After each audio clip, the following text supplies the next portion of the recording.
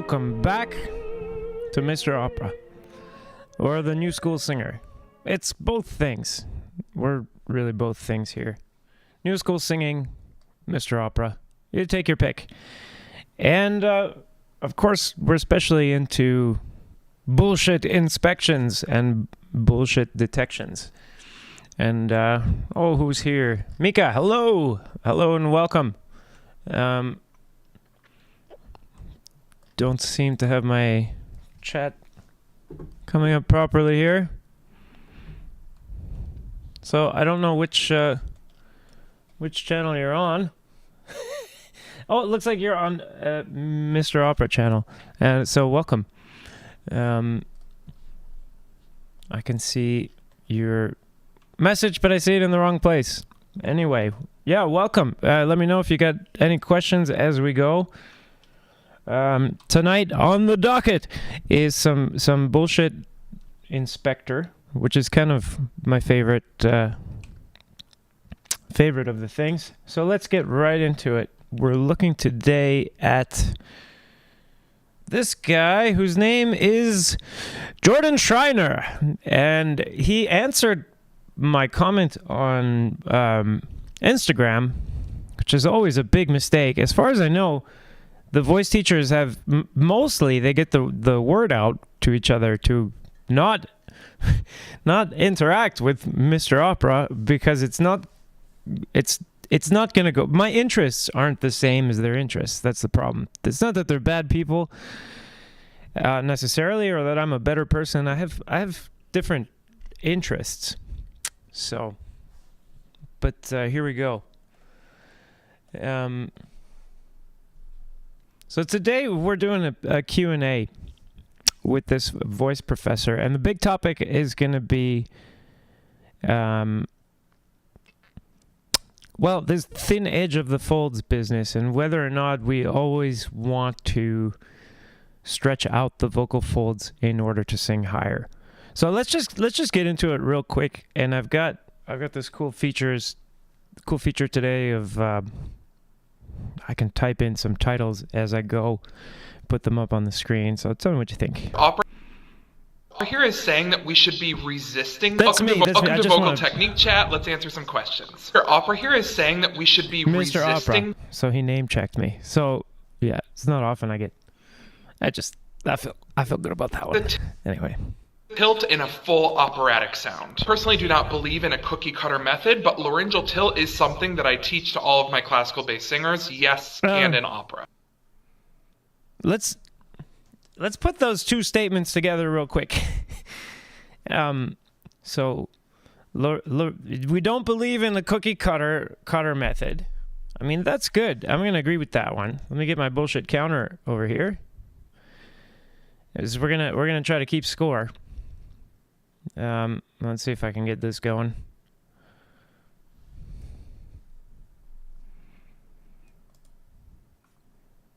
So we'll reset our bullshit counter. As you can see, it should be to 0 here. Oh, where is it? That's my bullshit counter.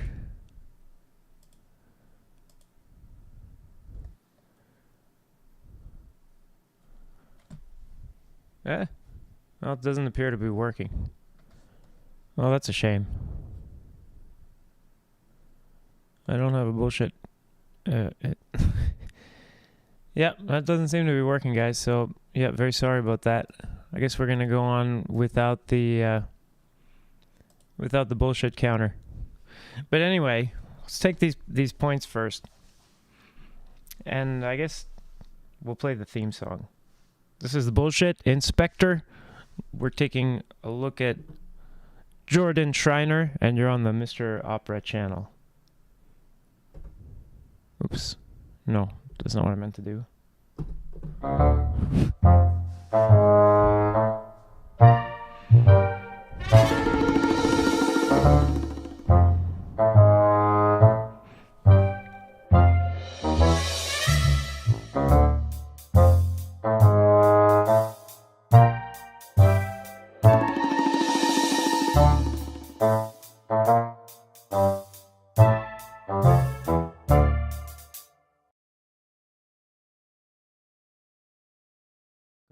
welcome back. I like my little my little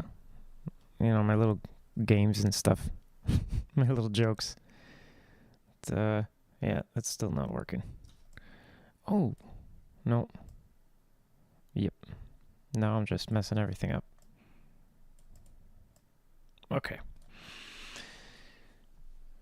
So the first point we need to break down, I think, here is whether or not a cookie cutter or not, do we have a cookie cutter approach, and what does that mean? And if everyone is forced to tilt their larynx to go to sing a higher pitch, and let's say that that's not the only option, but you're being forced to do it by your teacher, that to me is the definition of, or not the definition of, but that is a simple and effective example of what we mean by the cookie cutter approach. That everyone's getting the same thing, whether or not that's what they need or not. That's cookie cutter. And the feeling of being forced to do things that you don't want to do, that's how the dough feels when it's getting, cut into cookies. Let's answer some questions. Opera here is saying that we should be resisting the tilt in a full operatic sound. Personally, do not believe in a cookie cutter method, but laryngeal tilt is something that I teach to all of my classical-based singers, yes, and in opera. Laryngeal tilt, in my opinion... And just to back up here, what's being advocated in New School Singing is not that you have to resist the stretching of your vocal folds in order to raise the pitch. And we're going to look at some footage of some vocal folds doing their thing so that we know what it is that we're actually talking about, because I think this is really it's not represented very well. And kind of the word larynx is used so generally to mean a bunch of different parts, and tilting is used, I think, really generally. So let's talk about what's actually going on and when is it not going on. To be clear, New School Singing doesn't tell you that you have to keep your vocal folds short. New School Singing has, let's see here. Let's get rid of this.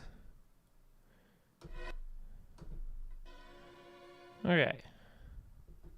We go up in here. In New School Singing, there's position, motion, and attitude. And those get you the sound that you got. That's how you get all sounds in New School Singing. Position, motion, and attitude. What sound that you want to make, that's not the decision of a New School Singing teacher. Well, I guess anyone can call themselves that. But I came up with this system, and I very much agree with another system called Complete Vocal Technique when they say that a coach or teacher shall not talk about or impose their personal preferences unless they have been specifically assigned to coach style. Now, who would be assigning them is the student, or someone that the student has entrusted with making these kinds of assignments for them, perhaps. But unless a teacher has been specifically assigned to tell the student how to achieve a particular style, which the student has already expressed a desire to achieve, then New School Singing is not telling you what you need to do. So if I tell you that you need to keep your vocal folds short, it's because you already told me you're looking for a robust sound. If you're looking for a robust sound and you're stretching your vocal folds, you're not helping you. You're doing exactly the opposite of what it is that you need to do in order to make a robust sound. And we're going to see this in a moment. So yeah, just to be clear, there seems to be only one cookie cutter here, and it's a little bit weird to be kind of like starting out addressing someone else with this. I guess the idea is that he wanted to say new school singing, I guess, is a cookie cutter approach or something. And I understand. Now he's going to present something that isn't a cookie cutter approach, except he just tells us that he teaches everyone the same thing. It's just about finding the stretch in the vocal fold so we can maintain finer edge function above the staff. Sing on more fine edge function. That's true. So thyroid tilt equals fine edge. The fine edge of the vocal folds will be, let's see if I can, whoops, get rid of my, so thyroid tilt equals fine edge. That's true. So let's keep that one. And that's not in dispute, though. Just to be clear, the whole criticism here is that perhaps you don't want to do that if you're singing, especially if you're singing opera. Now, okay, opera is a big general thing. If you're singing lighter roles and you want them to sound less like, shall we say, manly, like a typical, what the audience thinks of as a manly sound, and you want it to sound more like a soprano voice, then this is the first place to start, is stretching out your vocal folds as much as possible. You're going to need to do other things, though, like loosening up the epiglottis, so and keeping your pressure relatively low, and that's going to help you sound more like a soprano. And if that's your goal, then it would be the job of me or anyone else who's teaching you to help you do that. If that's your goal. That's going to enhance the overtone. It's going to keep the core in the sound while finer edge function above the staff. Sing on more fine edge function. That's going to enhance the method, but laryngeal tilt is something that I teach to all of my classical-based singers, yes, and in opera. Laryngeal tilt, in my opinion, is just about finding the stretch in the vocal fold so we can maintain finer edge function above the staff. Sing on more fine edge function. This is okay. This is what you call word salad. Let's see if I can bring this up here. Where's my... Hey, word salad. The way word salad works... Oops. This is fun. I like having my little titles here. All right. So the way word salad works is like, it sounds like it's a sentence, but it's kind of just words thrown together. That are made to... I don't know. It's like he heard some people talking about some anatomical stuff, I guess. So the fine edge function is, I guess, if you preserve this function, then you have relatively low inflammation of the vocal folds. And you can do a really simple test of how much you've preserved the fine edge function of your vocal folds, which would be the ability of the flesh, the mucosa, the mucous membrane that's on top of the vocal fold to vibrate separately from the rest of the body of the thing. You can test for this just by doing really, really simple. Take a pitch like that's kind of high-ish. You're gonna sing the birthday song, really soft, in a falsetto. Happy birthday to you. Happy birthday to you. Okay. Happy birthday, dear. Okay.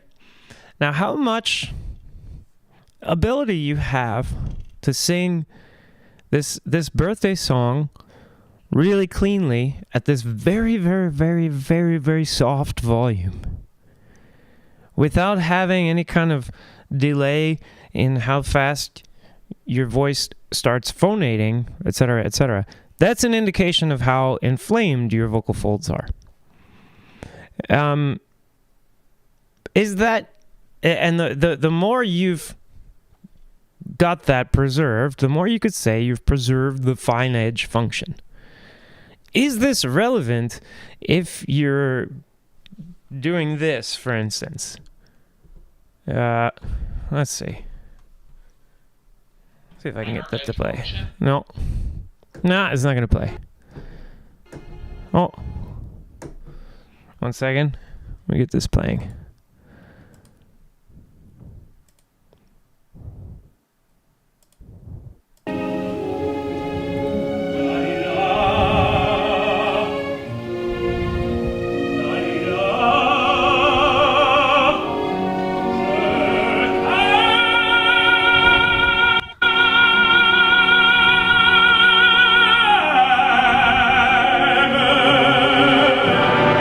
Okay. More fine edge function that's going to Oops. Oh crap. Now the sound while allowing the pharynx and everything to stay so open. does this involve any fine edge function? No. Now you could do this. Okay. Some of the dynamic variation does come down to being able to stretch the vocal folds a little bit, and them not being super swollen. But you can do what I just did there in that video with quite a bit of vocal fold swelling and quite a bit of loss of fine edge function. Now, why is that? It's because the whole skill set there, like the whole thing, the whole job, the assignment is to keep the vocal folds short. It's not to stretch the vocal folds. Unfortunately, when I went to school, they never even told me that it was possible to sing higher pitches without stretching the vocal folds. That was like not... It wasn't until like 20 years later that I'm talking to some vocal nerds, and one of the other vocal nerds says something really, really obvious, because I intuitively understood how the vocal folds were increasing their frequency when we stretch them out and we adjust the pressure. It's like, we can see the same thing happening with a balloon. If you stretch a balloon before you deflate it, you can get it to make a very high pitch. And that works just like stretching the vocal folds. That's what they're talking about. It also sounds a hell of a lot like a falsetto, doesn't it? Because that's what a falsetto is. And what you just heard me doing has nothing to do with the falsetto or the fine edge of the vocal folds. Nothing at all. What this guy pointed out, this vocal nerd, was, well, imagine you could make the rubber of the balloon much more sturdy. And then imagine you were able to squeeze the balloon somehow hard enough and then put a bunch of tension on the end of the opening of the balloon while making the rubber somehow less stretchy. As you increase the pitch, you would increase the frequency of how often the end of the balloon is opening and closing, so you would raise the pitch. So it's like, oh, fudge. This whole time, I didn't realize, just like, I forget what his name is already, but just like this guy doesn't realize when he's schooling me on Instagram with completely invented facts, by the way, here. But just like this guy doesn't realize there's more than one way to change the pitch, I didn't realize there's more than one way to change the pitch. And then I didn't realize that you can do everything in between, like stretch your vocal folds a bit. That it's not just one or the other. But if you follow the directions, as we're going to see that he's giving, they are correct directions for getting this particular sound that he's getting. And a lot of things work the way that he's saying. It's just that he's got a different goal from probably most of you who are coming here to Mr. Opera. Because, like, most people coming here to Mr. Opera are fans of the more robust singing, I think. And welcome to Bear. And crap, COVID. And how is that going? Hope you're feeling all right. Well, I hope maybe we'll make you laugh a little bit. Unfortunately, I don't have my my bullshit detector thing. It's not working. Yeah. But otherwise, I think it's yeah. Yeah, it has to do with I did an update of the app that does the bullshit counter. So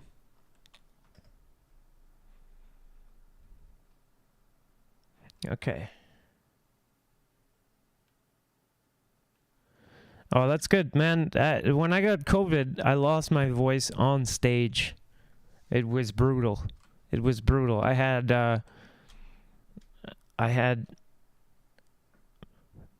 sang 3 operas that week, 4 shows. And on the 4th one, I lost my voice on stage. It was terrible. Like, I would be able to sing for like 1 minute, and then the voice would just cut out. But I had to do it. I was the only one singing that role. If I canceled, then it would be canceled for all my colleagues too, and they would lose money. So can't do that. Okay, so and yeah, Mika, the thing is, like, there's when you go to see a show, probably when we talk about opera, usually like aspiring opera singers are after the roles that we think of as being at like the top of the food chain. But actually what opera is a whole bunch of different vocal coordinations. You know, it's just that, I guess for what he's training students to do and everything is to sing lead roles. But you also have, like, you have beautiful and you have ugly singing on the opera stage, and you have like nasal singing, and yeah, there's really all kinds of singing, but unfortunately we don't have really words to describe it. Everyone's supposedly doing chiaroscuro, but their individual sound is blah blah blah. It's horse shit. The overtone, it's going to keep the core in the sound while allowing above the staff. Bullshit. Sing on more fine edge function, that's going to enhance the overtone. It's going to keep the core in the sound while allowing the pharynx. Enhance the overtone. He said it's going to enhance. Dovrebbe un cantante servirsi della voce di petto? No. You're tearing me apart! No! You say one thing, he says another, and everybody changes back again! I'm looking for this one. That's number 4. I needed number 4. Yeah. What is the overtone? Let's hear that again. Above the staff. Sing on more fine edge function, that's going to enhance the overtone. It's going to keep the core in the sound while allowing the pharynx. Enhance the overtone. That's just regular bullshit. Let's bring back this. This is more word salad. Enhance the overtone. That's like Deepak Chopra came up with singing advice or something. We're going to enhance the overtone. I mean, overtones are specific things, and the only time you're really worried about enhancing any of them is when you're coupling one of the formants, one of the resonant frequencies of your voice, to one of the harmonics. It's not that hard. It's really common, and you'll hear it with good singing, and you'll hear it with bad singing. Ahoj, Peter. Jak se máš? And Anna Okovenko. No, Okonovenko. Hello, Nazdar. Yeah.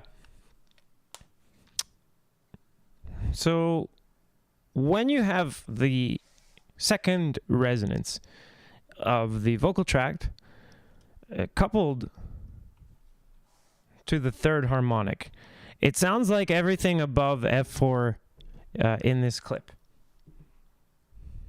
Let's see here. If I can. I'll bring it up like this. Here we go. Okay. Everything to stay open. No, not like that. Oh, jeez. In my experience. No. Well, let me try this again. I'll have to, yeah, I'll have to fix this. Okay. No overtones. What's going on here? More fine edge function. That's Oh, going God. to enhance the overtone. It's going to keep the core in the sound while allowing the pharynx and everything to stay open. Hang on. I need this guy to go away. I don't have laryngeal tilt in my sound and in my tenors. A lot of them will either Yeah, and go away. husky or the sound is not necessarily. Okay. All right. We should have something here. Okay.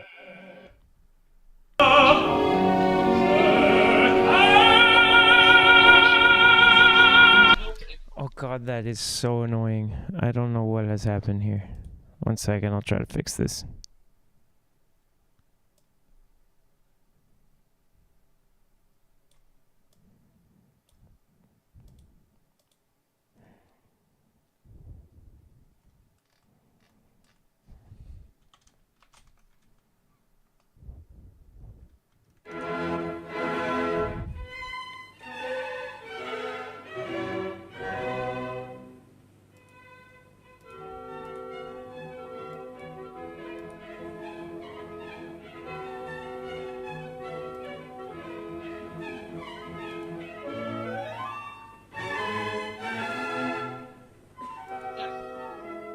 Let's answer some questions. Your opera here is saying that we should be.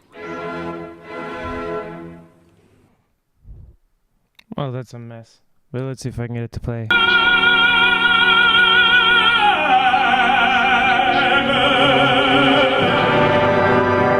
Personally, do not believe in a cookie cutter method, but laryngeal tilt is something that I teach Oh, my classical bass singer. It's not working properly. Laryngeal tilt, Anyway, in my opinion, is just.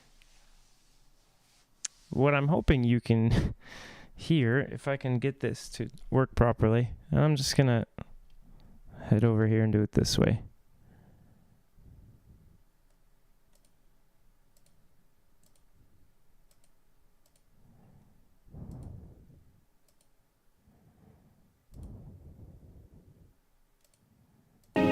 Okay.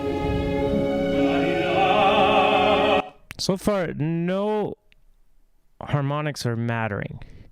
There's no coupling. There's no harmonics that are enhanced.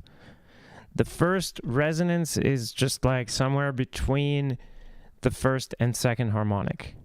Nothing nothing relevant is going on with any harmonics.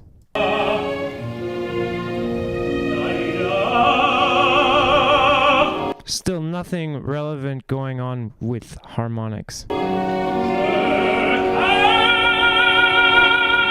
On this note, the second harmonic is coupled.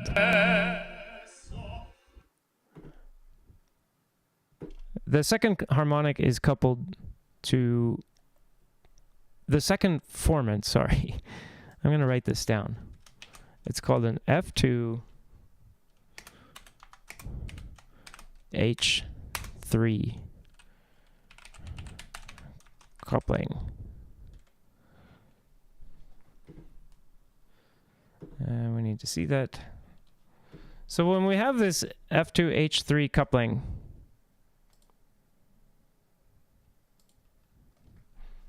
Let's see if I can know what has happened.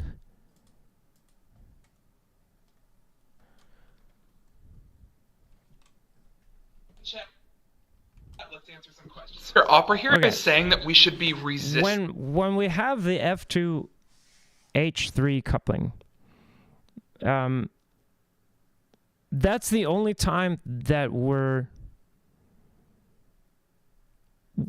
enhancing an overtone in this sense that he means. Now that is happening with sopranos and with tenors, and it's got just zero to do with what the vocal folds are doing. Well, I mean, it does. I mean, the vocal folds are making all of the harmonics that we hear in the first place, but the way that we're reinforcing one is simply by tuning the vowel. That's all it is. You pick a very specific vowel, and it's going to have to change with each pitch, because you're going to tune one of the resonant frequencies that would normally be used to tell us which vowel that you're singing. You're going to use it instead to pin it directly to a harmonic, and you're going to use that to boost the voice. It's really cool. It's not magic, and it's not everything. And as we'll hear, it can't make you sound robust. It does contribute to ring above F4, but it contributes to making the thing that you are using ring. The source that you have is going to ring more when you have this F2H3 coupling, when you've boosted a harmonic, and specifically this third harmonic. But that's a boost of what you're starting out with.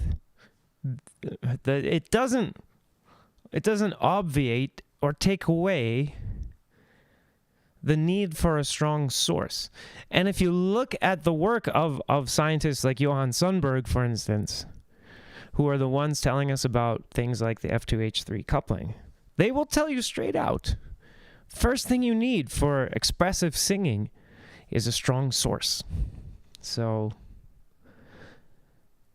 I mean, that's that. Now, as for polyphonic, let me make sure I don't have any filters on my microphone, because I'll do some quick overtone singing. So let me just check here. Yeah, I've got this noise suppression, so I'm going to take the noise suppression off. Let's see. All right. So because if I use this noise suppression, then it winds up not letting me do what I want to do here, which is polyphonic singing. So if I want to do polyphonic singing, and I don't know how to do the really cool throat singing and stuff, but I can tune this second resonance of the vocal tract for you, and show you that I can skip from one harmonic to another with that. And I'm gonna basically be tuning the vowels U, O, A, and E, and then in a lowish middle range. And I'll just show you.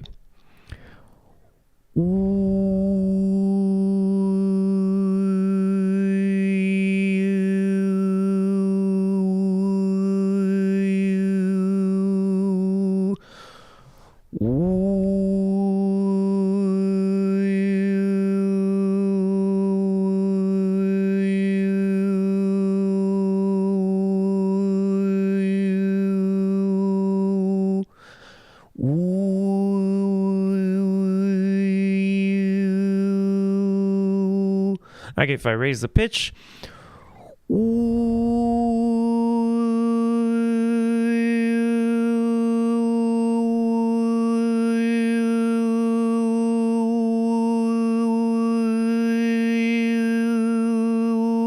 okay? So how much of that is helping me project my voice? This is a tiny sound. So just having a formant harmonic coupling isn't doing anything much. Now, if I wanted to do two more formant harmonic couplings that aren't, shall we say, polyphonic singing, well, one I could do the yell coordination. So let's try a yell. Oops. Now yelling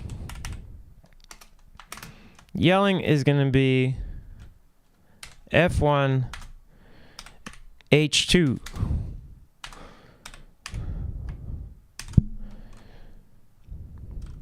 So let's try coupling the first resonance of the voice to the second harmonic.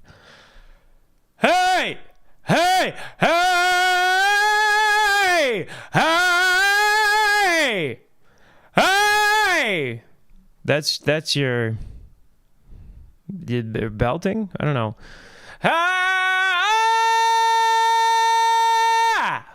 It's got a sound to it. That's your. It's very not operatic. You got to raise your larynx to sing higher. But what I'm tuning there is the first resonance to the second harmonic. And then we could also try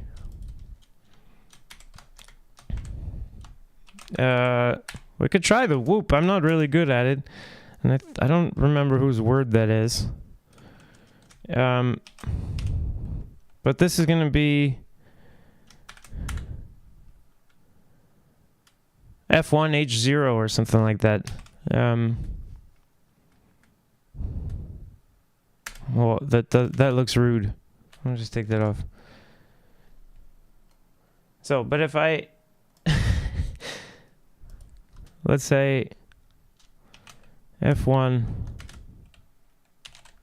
I think it's H0. I'm not really good at it.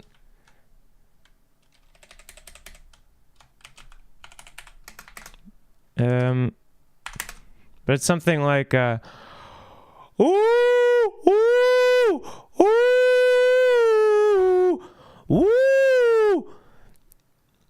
Basically the sound a wine glass makes, and that's the sound you're going to use you're making as much a uniform tube as you can, and that's what you use for I think it's F1H0. I can't remember how you're supposed to put it all. How you're supposed to write it. And then our opera, shall we say, above the, and now I've got a UK keyboard all of a sudden. Of course, randomly my keyboard switches to UK. Why not? Why not randomly have just a UK keyboard? And this will be above the passaggio.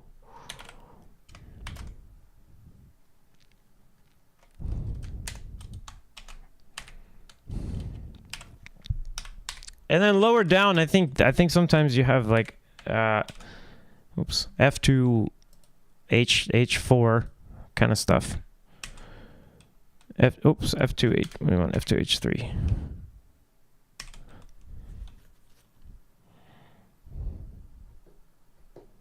So if I do these same pitches,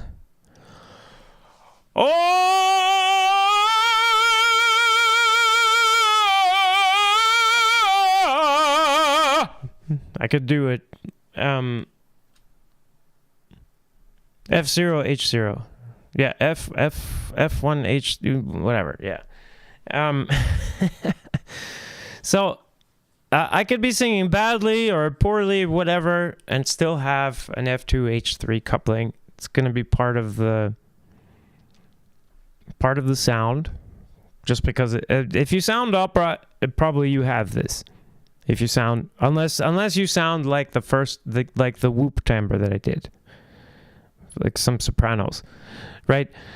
And in this case, you're going to have the first resonance that I was tuning to the second harmonic before. It's going to be lowered, and it gets lowered by lengthening the vocal tract, lowering the larynx, primarily. Because like everything else that you're doing probably to get robust singing is going to be raising the first resonance of the vocal tract, right? So that's overtones. But you'll notice when I talk about overtones, there's a rule. I have to be talking about a specific overtone or a specific formant, or I'm a bullshitter. And this gentleman is a bullshitter today. Sing the tilt in a full operatic sound. Personally do not believe in a cookie cutter method, but laryngeal tilt is something that I teach to all of my classical based singers, yes, and in we opera. went over this. The reason you teach it to everyone is because you're putting them through a cookie cutter. All right, maybe he's not a cookie cutter. He's more like a pasta machine. My opinion is just about finding the stretch in the vocal fold so we can maintain finer edge function above the staff. Just about more that. Fine edge function, that's going to enhance the overtone. It's going to keep the core in the sound while allowing the pharynx and everything to stay open so we have a balance of resonance. Again, while I don't doubt that he's opening his pharynx a lot because, and we'll get to why he's opening his pharynx a lot and why it's probably related to the sound that he's getting. But let's take that first statement though, that tilting the larynx is going to put the core into the voice. I thought maybe now is a good time for us to look at that, not this. Oops. Oh, jeez. Why?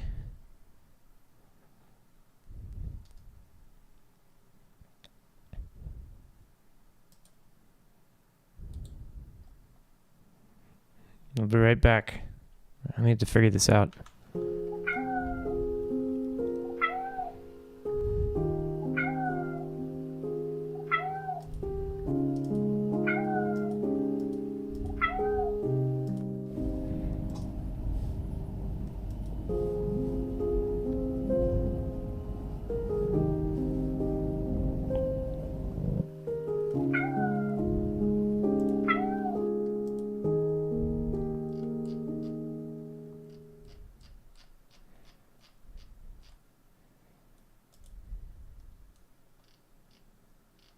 One second, guys. I'm almost there.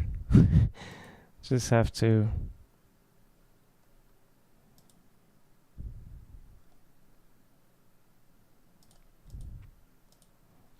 This should fix it.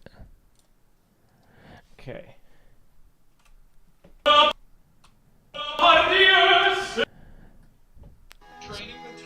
So here's our dude singing, but no. How's it still playing? Opera here is saying that we should be Oh, jeez. tilt in a full operatic sound. Personally, 1 second, guys. Yeah.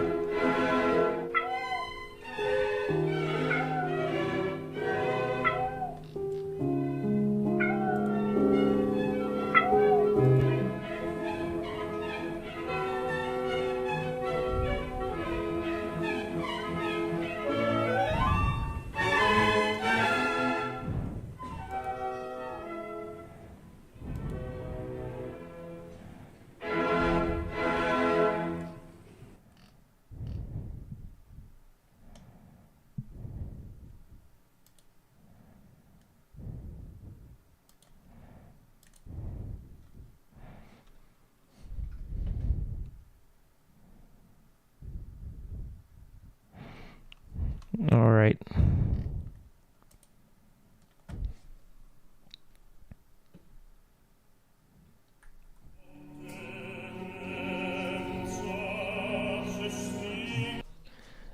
He's just not leaving us alone. I don't know where this audio is even coming from.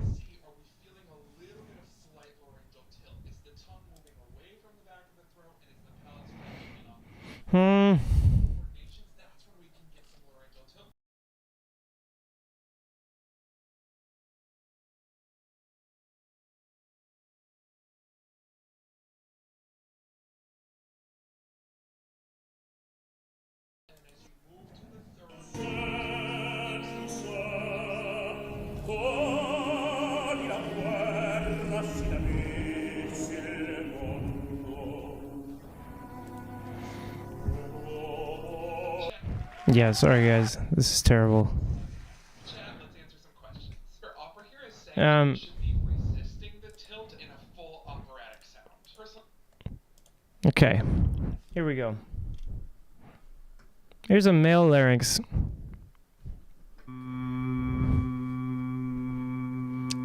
Doing not the thin edge of the folds. Female larynx doing, again, not. This is the full vocal folds. And here's what it looks like when we have the thin edge of the folds. Okay. Are we clear on what we mean? Let's look at the female one. Think of all the times you've been told about laryngeal tilt. Were you expecting some big movement, you know, that you could see in your throat or something, in your pharynx, as he's talking about in this video? We're talking about big. We're supposed to have big moves in the pharynx, opening the pharynx, etc. This in this video is extreme stretching.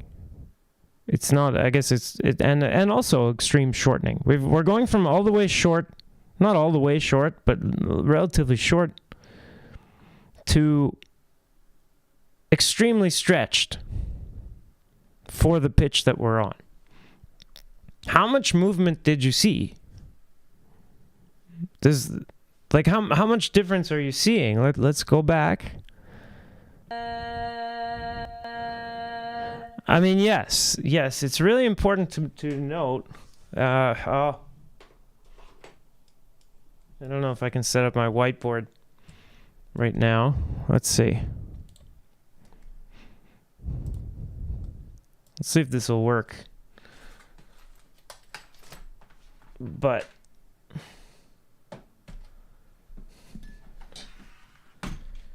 take a look at I'll bring this over here. See if I can draw on the screen.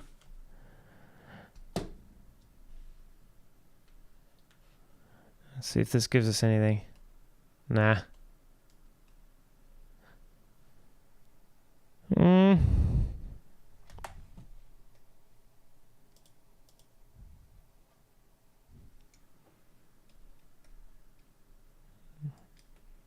No.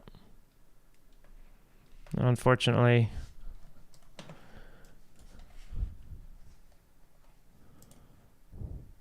Oh. Maybe this'll.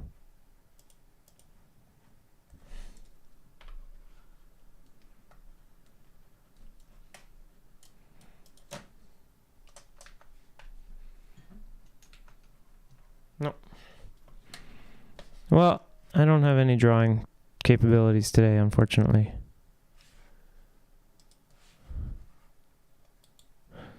I don't know how this stuff like it decides to work and then not work. It's random. You update something and then like just everything breaks. Take a look at the area just around the vocal folds here, Because there we can see this the supraglottal area, I guess. What's going on with the laryngeal vestibule? What kind of narrowing we're getting from the epiglottis?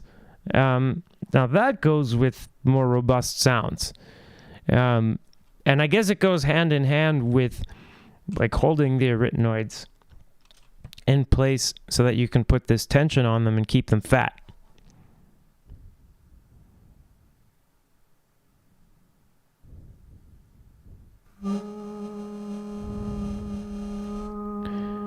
That's what I was wondering. Yes, Iler Muin Malachi Broman.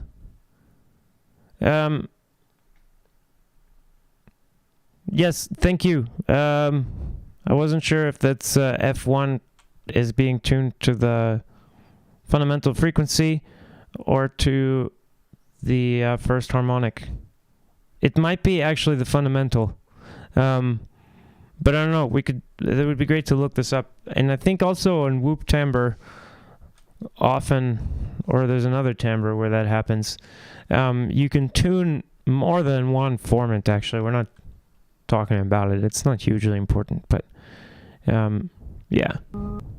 But thank you, Iler, and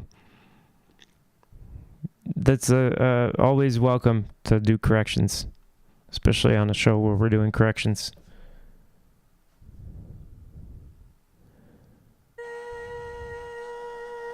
Oh, now I'm getting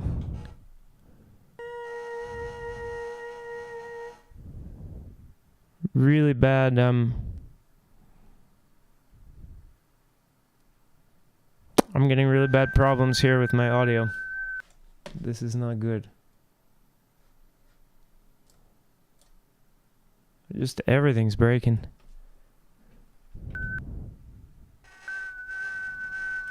I'm gonna try restarting my my sound card. 1 second, guys.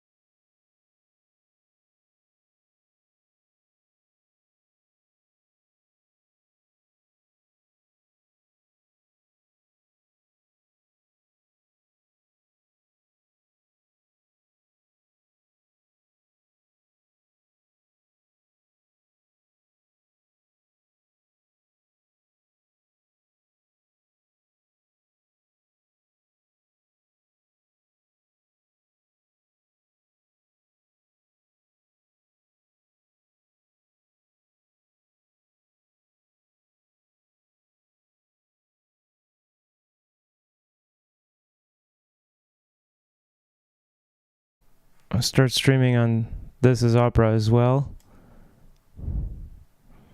And, yeah. Let's see. All right. Yeah, okay. I think I'm back. So where were we?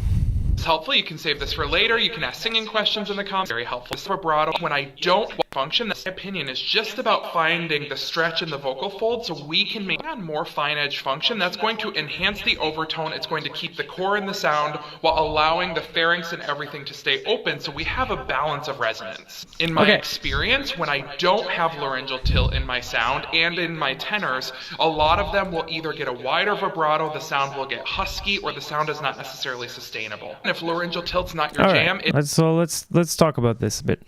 There's a few points brought up, and then I'll go over again what I was just talking about. If you want to feel what this laryngeal tilt actually is, and because it helps to know like what is it and what isn't it.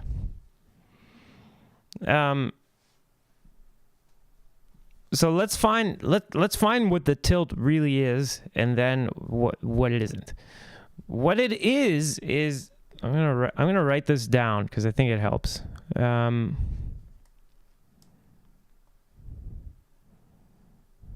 where did my titles go? Okay. So let's talk about thyroid tilt versus hyoid, glide, and tilts. We'll make this.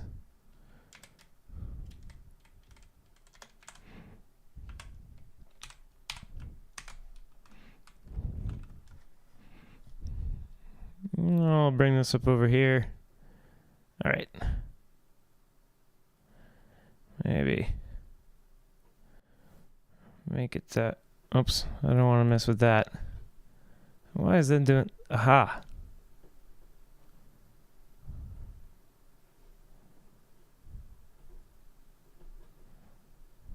Oh, there we go. Okay.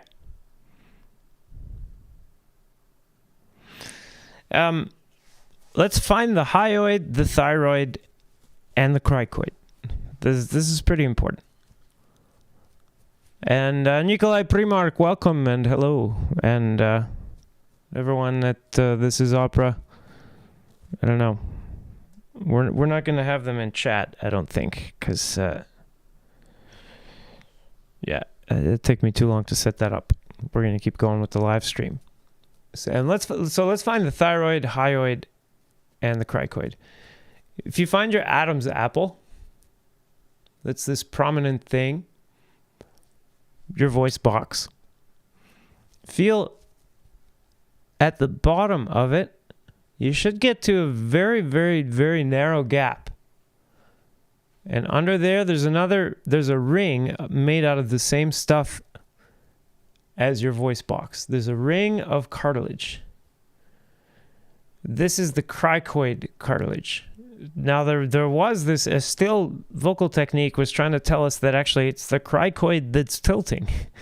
But it didn't make much sense because this cricoid cartilage is attached right to the trachea, which is the windpipe where the air is coming in and out. Okay? The tilt that we're talking about, if you put your finger between your thyroid and your cricoid, that's your Adam's apple and the little ring under it, and you want to feel a lot of tilt, go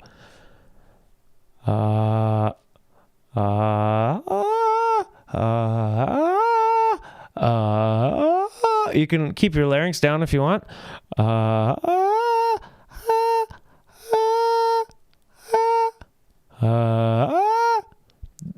The difference that you feel between this little ring down here and your thyroid cartilage, that's your thyroid tilt.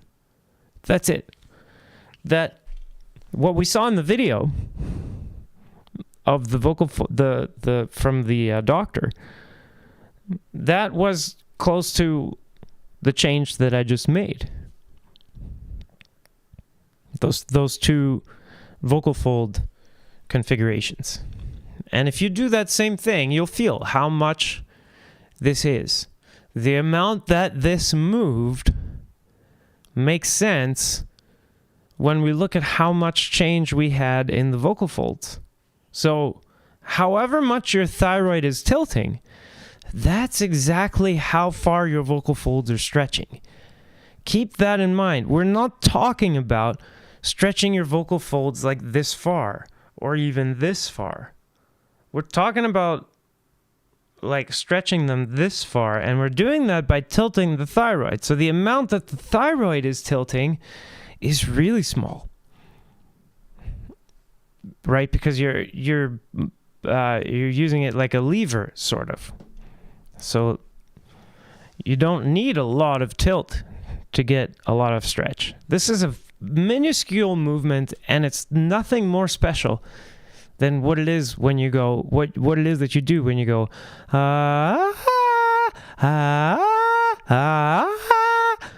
It's tilting the thyroid. So yeah, that's how that works. Let's keep going. Oh no, I can't do it that way because this is so annoying. Yeah. So let me. I'm just gonna set up a. No, it's fine.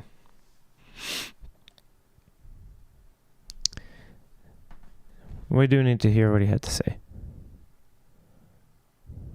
It's totally cool, but it is something that I find to be very helpful in my singing. Yes, in full bore, balance of resonance. It's going to touch in the vocal fold so we can maintain finer edge function above the staff. Sing on more fine edge function, that's going to enhance the overtone. It's going to keep the core in the sound while allowing the pharynx and everything to stay open so we have a balance of resonance. In my experience, when I don't have laryngeal tilt in my sound and in my tenors, a lot of them will either get a wider vibrato, the sound will get husky, or the sound is not necessarily sustainable. And if laryngeal tilt's not your jam, it's totally cool, but it is something that I find to be very helpful in my singing. Yes, in full bore operatic singing over an orchestra unamplified. Okay, hopefully you can save this for later. You can ask singing questions in the comments and click. I mean, again, let's just go again.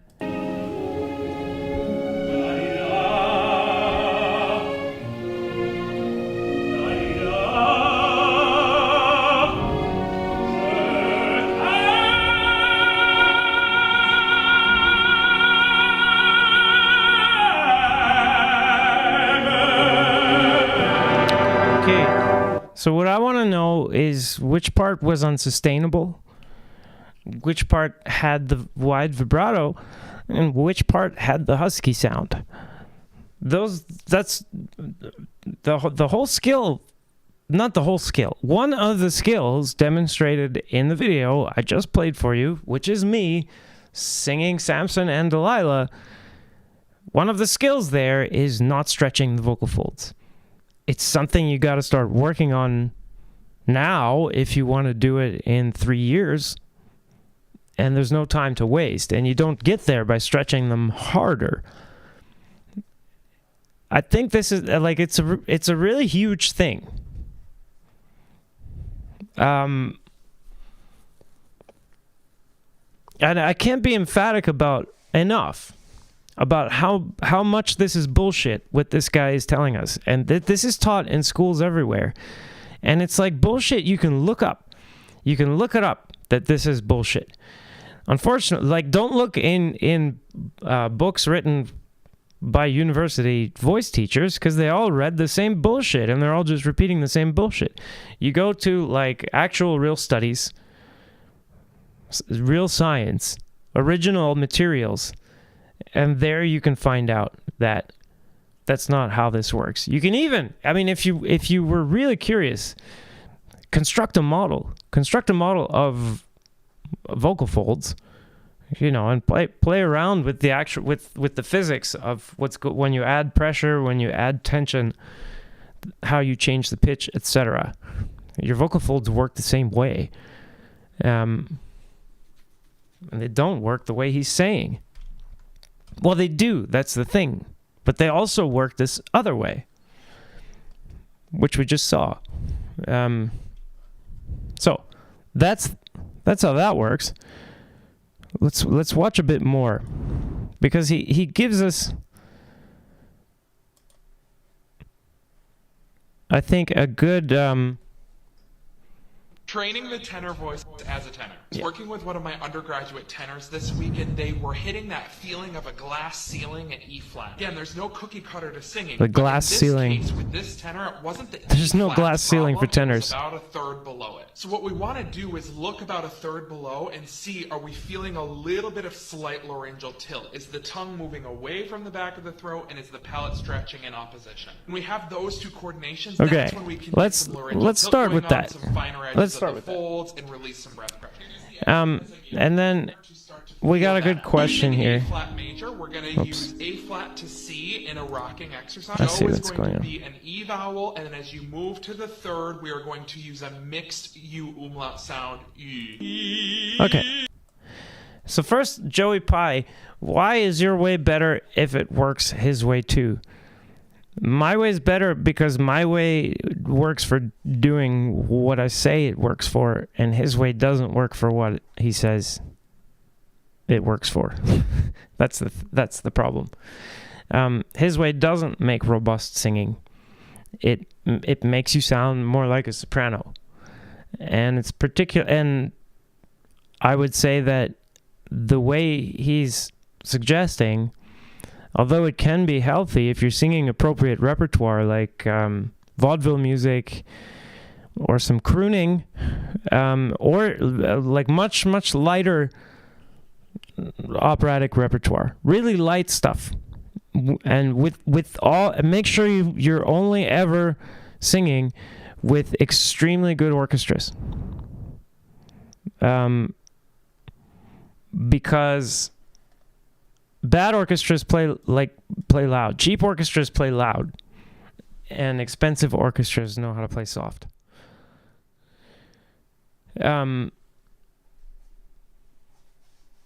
So that's why my way is better, because if you tell me that you want to sing this way, then I guess, well, I'll send you to him. No, I mean, I can help people sing this way. Stretching their vocal folds more. And if you want to hear examples of me doing that, then just look in the contemporary singing that I have here on YouTube. Like, I sing some Sarah Bareilles songs, and that's how I use a lot of falsetto and neutral and things, and that's how you do it. You stretch the vocal folds. So my way is better because, you know, I call the things that I'm doing what I'm doing, and I can choose which one I want for the job that I'm doing, or I can choose the one that works for the job that I'm doing. We'll see in a second, Joey Pie. But I don't think the way, I think the way he's recommending has a chance of projecting well if the tessitura is really high. So if the piece hangs out really high, then you can do this. But the repertoire he's going to be demonstrating it with is not that. He's going to be demonstrating Tales of Hoffmann. He's also some Handel. So, and in the Handel, it's like, okay, that's fine. But then it's Tales of Hoffmann, and it's not working. And he still got it online for some reason. So yeah, and Nikolai Primark, yeah, the way that you prevent the vocal folds from stretching is the vocalis muscles and the thyroarytenoid muscles have to hold, and then the cricoid does what it's trying to do, what he's trying to do with it. It does it really strong, but at the same time, the thyroarytenoids, which means the ligament is going to be involved here to transfer energy, and now the stretch of the ligament is going to be a factor.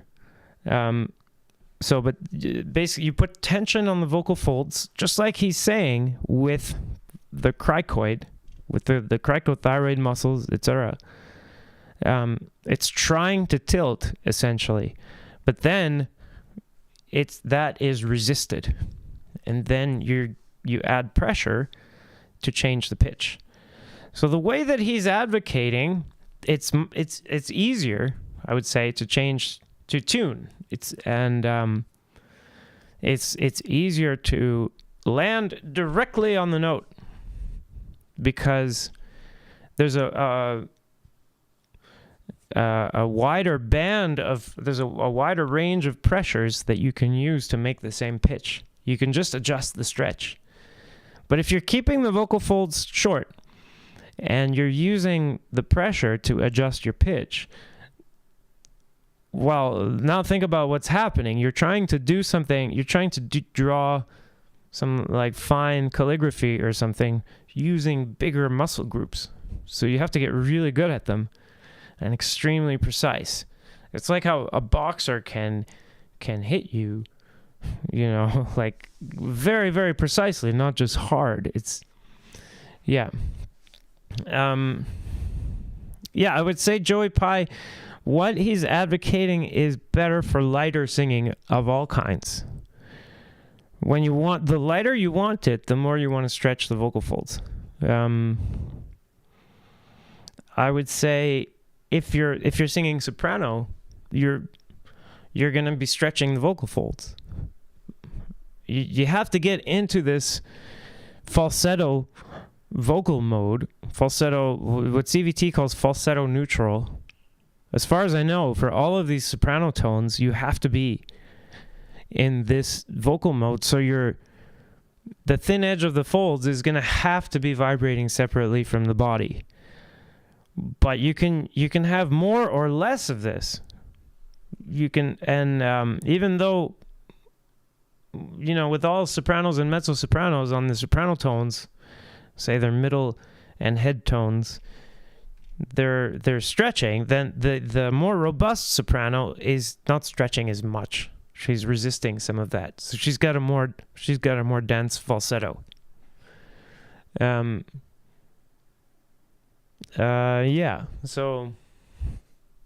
Nikolai, if you have, there's a lot of mistakes in there. But maybe put the link and we can, which one you mean, and we'll watch it together. I'll do like a bullshit inspector on my own video. That'll be fun. Because there's some mistake. I don't think it was bullshit. I wasn't being intentional. I think this guy's got some intentions to deceive when he's saying things like about the overtone. I forget what the exact language he used was. That we're going to enhance the overtone or something like that from stretching out the vocal folds, and that's ridiculous. Like where did he even get that? I don't know.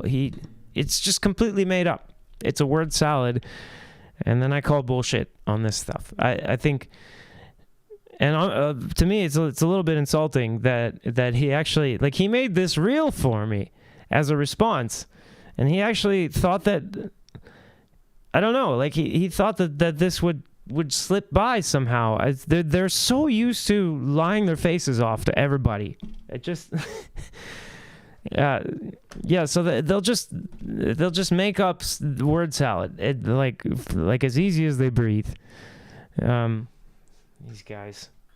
Welcome to Vocal Technique Chat. Let's answer some questions. Training the tenor voice as a tenor. The other point here, one of my undergraduate tenors this week, and they were hitting that feeling of a glass ceiling at E flat. Yeah, there's no cookie cutter to singing, but in this case, there's also no glass ceilings for tenors. E flat problem, it was about a third below it. So what we want to do is look about a third below and see, are we feeling a little bit of slight laryngeal tilt? Is the tongue moving away from the back of the throat? Okay, that's the important part. Stretching in opposition. When we have those two coordinations, okay. Tilt going on, some finer edges of the. Welcome to Vocal Technique Chat. Let's answer some questions. Once I start them, I can't stop them. As a tenor. I was working with one of my undergraduate tenors this week, and they were hitting that feeling of a. The important part here, and now we'll get to the third thing. What did he mention about the tilt? About what you're looking for? What is he associated with? And now, like this, so now we get to the important part. He associates it with movement of the tongue, and with what he said was the soft palate moving in opposition. So let's take a look at that. What would cause the tongue to move? We looked at what the thyroid tilt is, what the laryngeal tilt actually is, and I can do that with my tongue in any position. And we watched the videos from the laryngologist from an exam where we saw laryngeal tilt for sure. I mean, the doctor's telling us that's what it is. M1 and M2. The second one was a tilted larynx, and that corresponded really well with what I demonstrated. That does not correspond really well with what he's saying about the tongue moving. But let's hunt down what he's doing and what I think he's doing and feeling and experiencing, because that maybe is actually significant. So if there's movement going on in the larynx and also my tongue, like for instance this, see how they move together? But they don't have to. So I can hold my tongue here, right? And I can reach a certain distance, but it's easier to reach with my tongue if I just let my larynx come up. Okay. So you see tongue movement and you see larynx movement. Is this thyroid tilting? It can't be. No. I'm moving my hyoid bone. That's not even the larynx as far as anatomy books are concerned. That's the hyoid. There's a bone, right? So now let's go back to the anatomy on our own bodies. If you go to the thyroid cartilage and you go down, you find this ring underneath. That's the cricoid cartilage. But what if you go up? Well, there's a gap, and there's this little...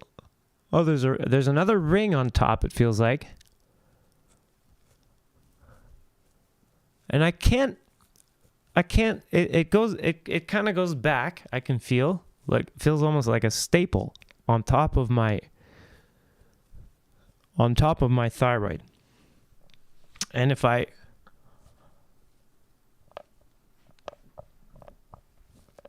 really lower my larynx, tense things up, and I move my neck around, I don't know if you guys heard that, but there was this crunching noise. It was this bone that's sitting on top of my thyroid cartilage getting smashed down, and then they're rubbing together like this. It makes a cracking sound. So that's the hyoid bone. Let's see, thyroid tilt versus hyoid glide and tilt. When you're describing the tongue moving around and seeing the larynx move somewhere, when you're feeling these big movements, that's not your thyroid. That's your hyoid. So bullshit on you, sir. Well, no, that's not bullshit. It's just incorrect. He was taught that this has something to do with his thyroid tilting, and it just doesn't. It just doesn't. So,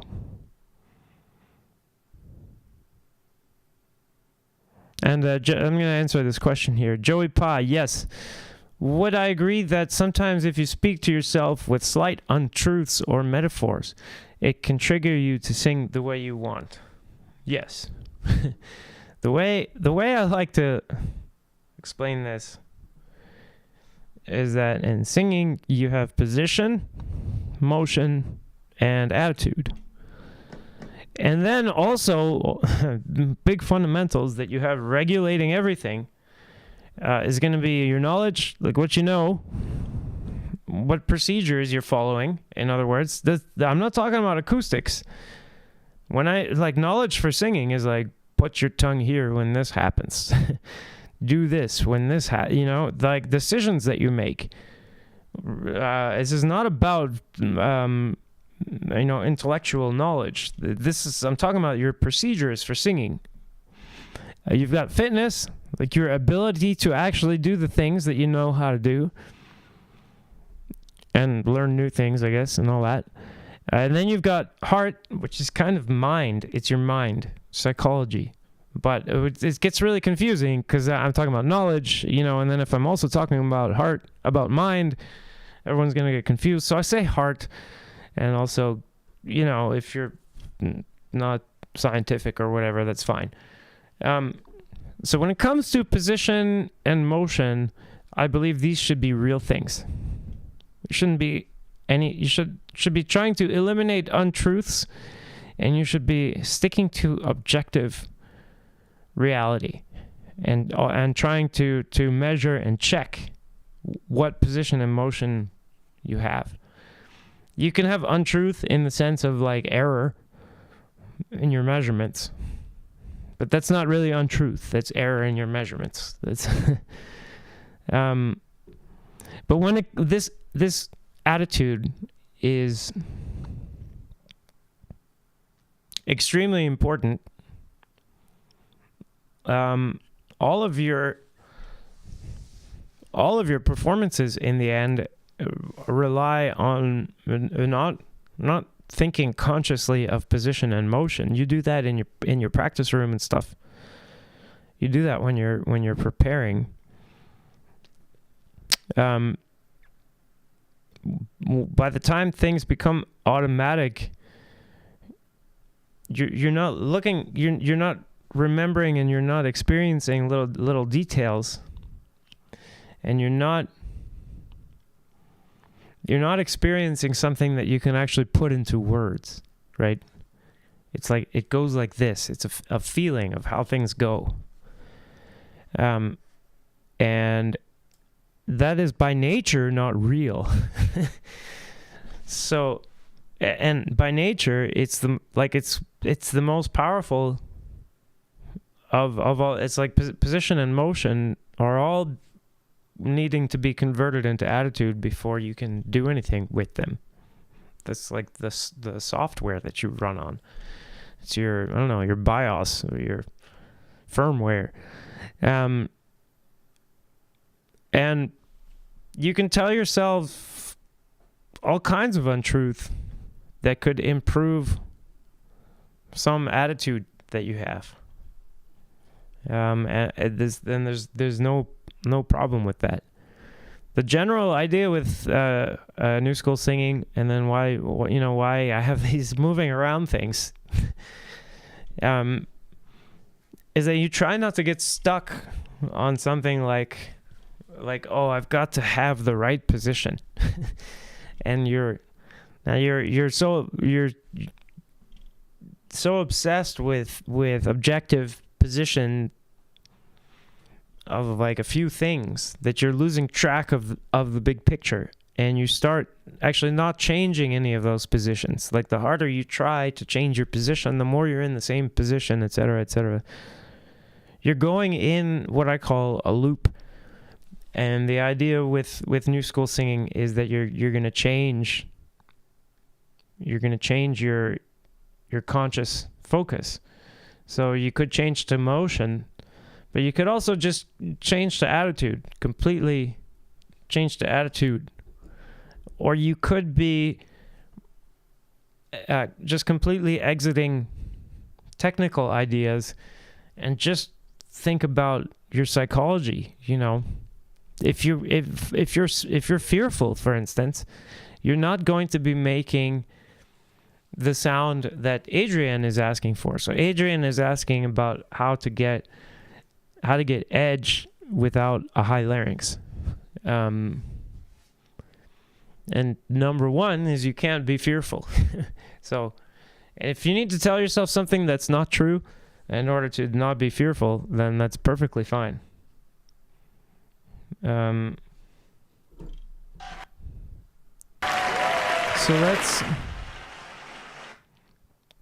let's talk about this edge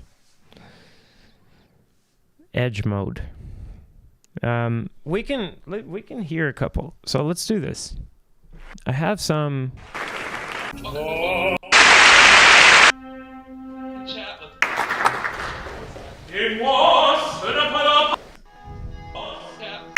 Well, we can also. Working with one of my undergraduate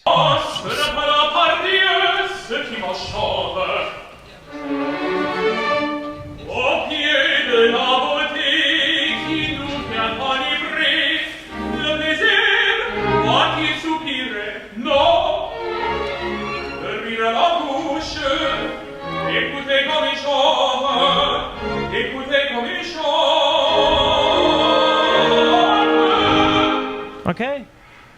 So, I'm not. Look, I'm not trashing anyone here. That's not the idea of this show, and that's not the idea of Mr. Opera.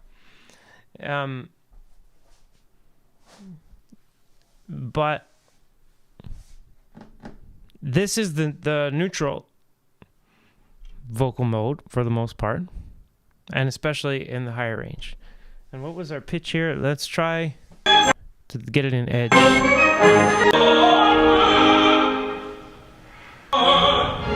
See the position.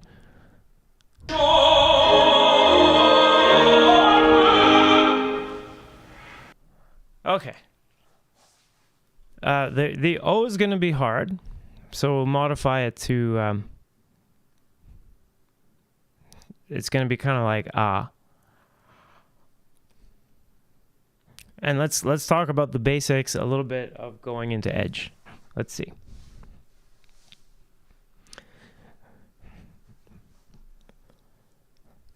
I'm gonna get out my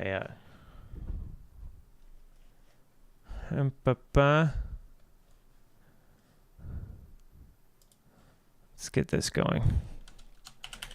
Opera, and actually I have a better idea. Instead of using this versus Opera Drive, I'll take it away and bring it back. Yay! Opera Edge versus Opera Drive.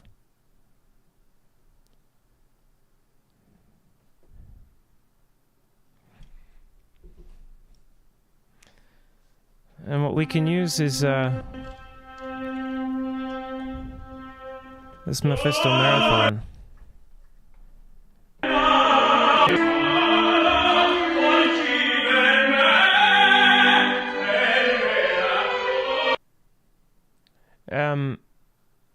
So that was Edge. Oh, wait, let's. And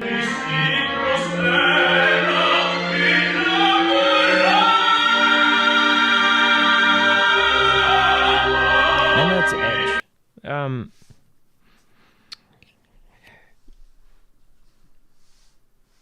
That could have been Overdrive. It's a little bit ambiguous up there. Okay, so the most important thing, I think, is that our edge is based on extension and raising the chest.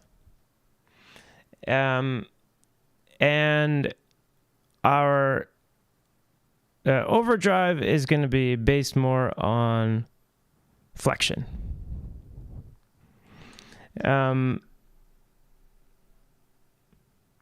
So if you want the edge, the big question is going to be, how much are you opening your mouth? And then when you want to open it more, are you moving the skull away from the chin or more of the chin away from the skull? In a lower register, I can show you the difference most easily on the ah vowel. Ah, ah. And if I wanted to darken it, ah, ah, ah. So I darken it just by pulling the tongue a little back into area of interest number 4. To make this more in overdrive, and when I'm doing this middle part of the mouth is going to be more constricted than the outside of the mouth. Ah, ah, even if I darken it, ah, ah, and what I have in this part is quite divergent, meaning that the middle part is more narrow than the end of it. When I want it more in the overdrive direction, I'm going to want to close the mouth a little bit, maybe bite down, and for opera, I'm going to want to darken it by then pulling the hyoid down.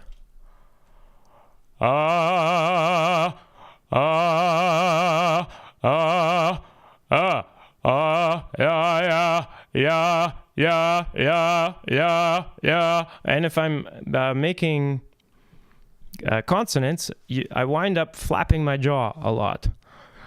Yeah, yeah, yeah, yeah, yeah. Yeah, yeah, yeah, yeah. Ga, ga, ga, ga, ga. When I'm in edge, I'll wind up flapping my skull a lot. Ga, ga, ga, ga, ga, ah, ah, ah, ah. I can be Joey Pie. They're both capable of being bright and dark. So sound color is it's distinct from which mode you're using.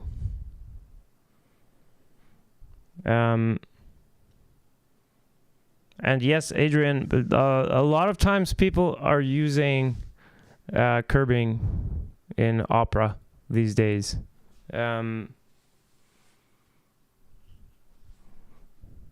Jussi Björling, I think, is a lot of curbing. So you're going to have curbing, edge, and overdrive, and neutral. And no, Joey Pie, I don't think dark singing is bad for beginners.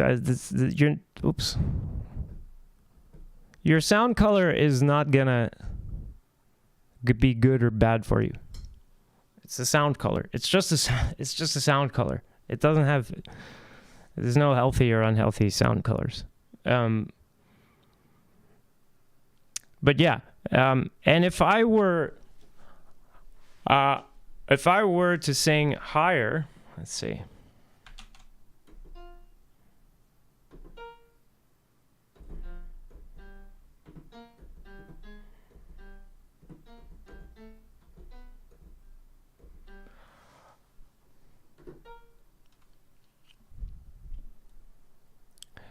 So, if I wanted to do this phrase that we just heard that Adrian thinks I sang badly, but I mean, by the way, Adrian, I don't know. I want to see. I'd like to hear you at the near the end of your second Mephistopheles performance in 2 days.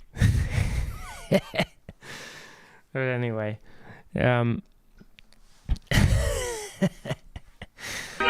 so we don't do that here. We talk about what happened, and we try to describe the sound. But anyway, so let's look at this phrase though and see if I can give you an edge high note and then an opera drive high note and see if we can get a difference.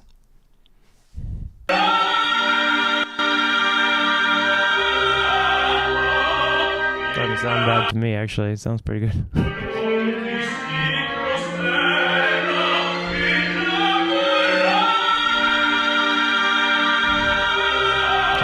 like my vocal folds are a bit swollen, but that's pretty good. Okay.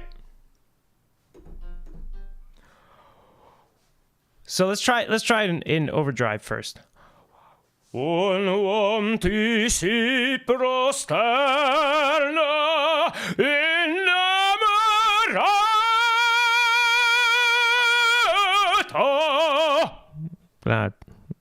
Not great, not warmed up super or anything like that, but you get the idea. Let's try it in edge.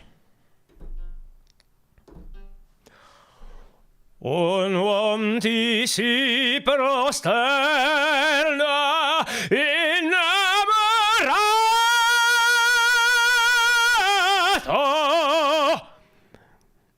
It's easier, I guess. It's the second time around too. There you go.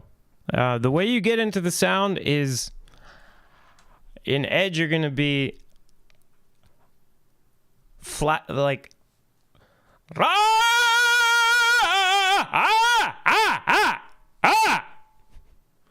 you're doing nasty sounds. And the way to get into overdrive is with this bite.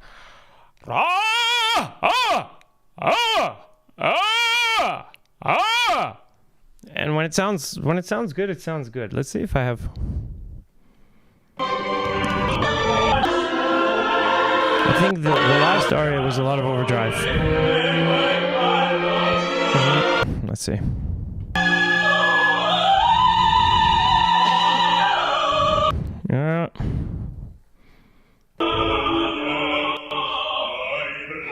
Yeah, there should be some overdrive here.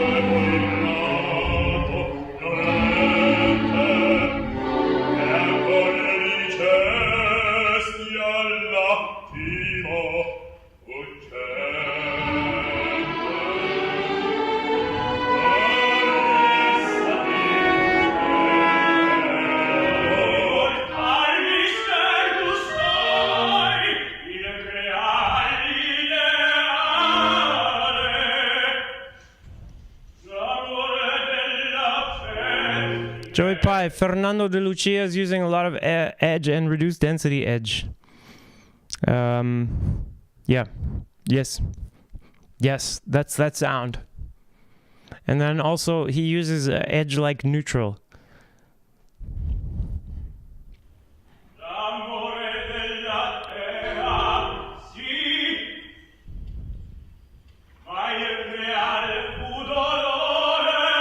That's overdrive.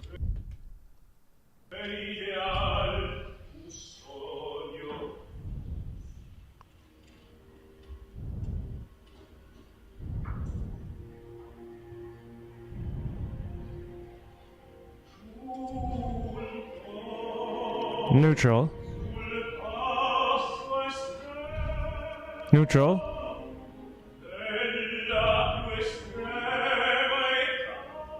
Neutral.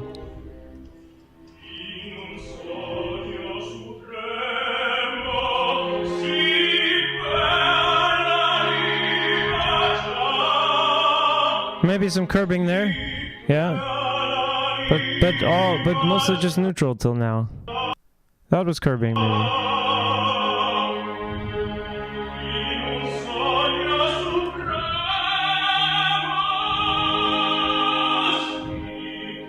I'm not sure.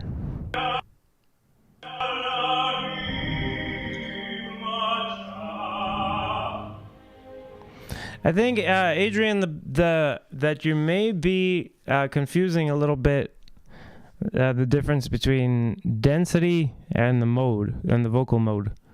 So,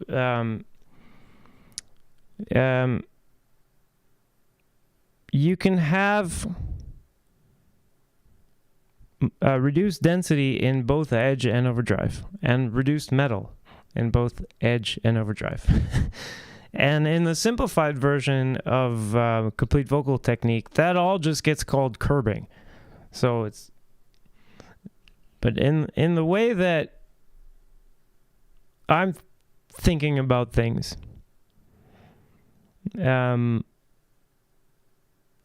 it's better to call it curbing when there's a hold, and when it's clearly curbing, and doesn't have a passage to fuller density, edge, or overdrive.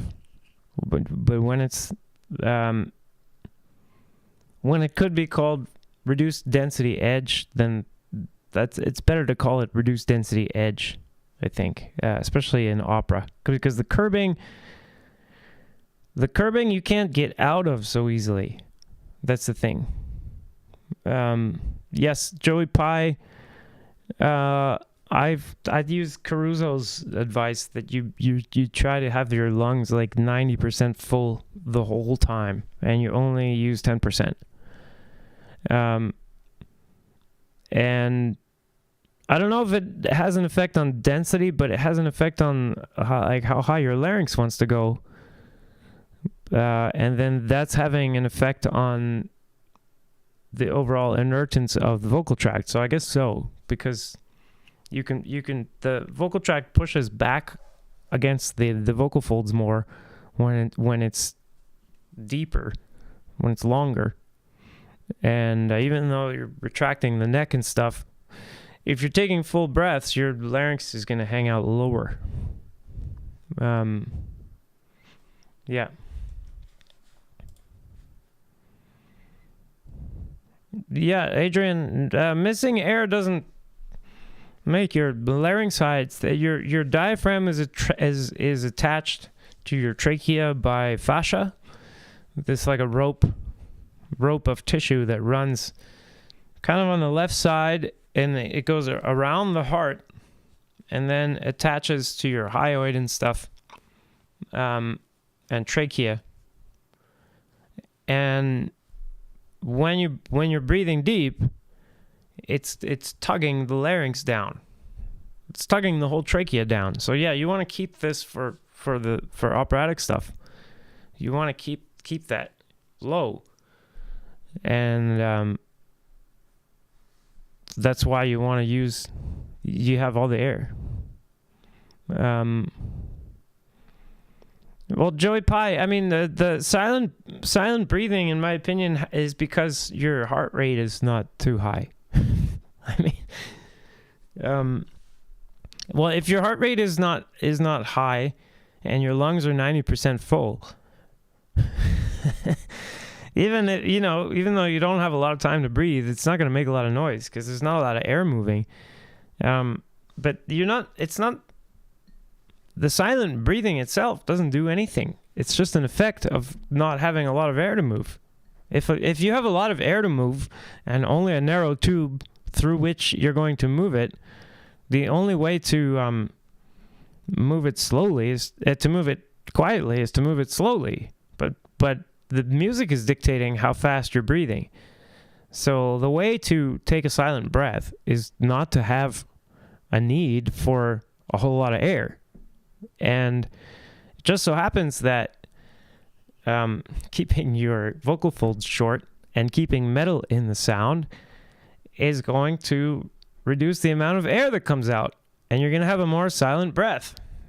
So that brings us back to tilting the larynx and why it's not how it's being presented. Tilting the larynx is a way to raise the pitch while reducing density. That's it. It's about, so Joey, my body can't really collapse all that well while I'm singing a long phrase. That's why this. Whoops. Oh, hang on a second. What? Why am I still trying to okay. There we go. No, don't tell me. Don't do that to me. Don't do that to me. Okay, let's see. Let's bring this in. Where is it?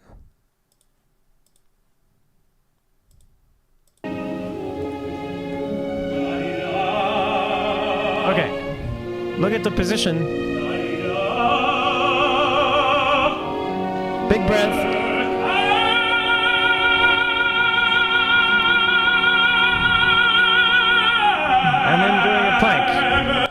doing the plank is no problem.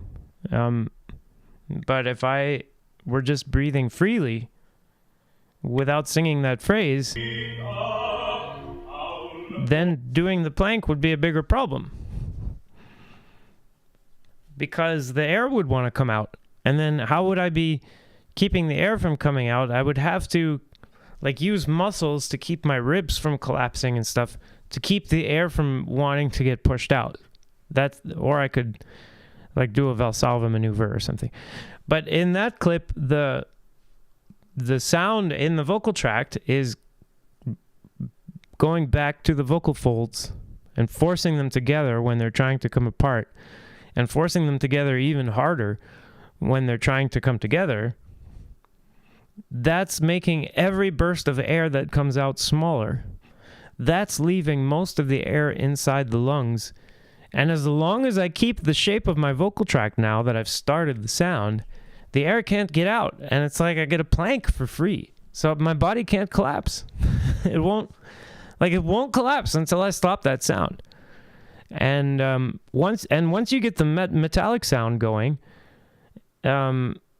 with fuller density, you're harder to knock over. You're harder to if somebody disturbs your body, it doesn't disturb the sound. And then if you look at people that are lifting heavy stuff or trying to hit people really hard, they often vocalize. So I think that's not connected to all of this talk about support and breathing and stuff. So Ilar Muin, for the shoulders, I would look into this guy. I'm going to put his name because this guy's awesome. I think his name is David Gray. David Gray. Look for him on Instagram. Why is that not? Oops. What do I got open here? Oh, that's the wrong thing. Sorry, guys. I'm getting there. Oh, God.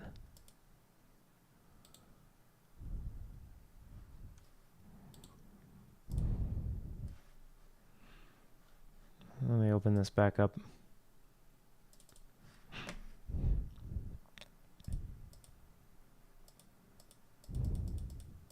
Oh, look at all these open. Okay.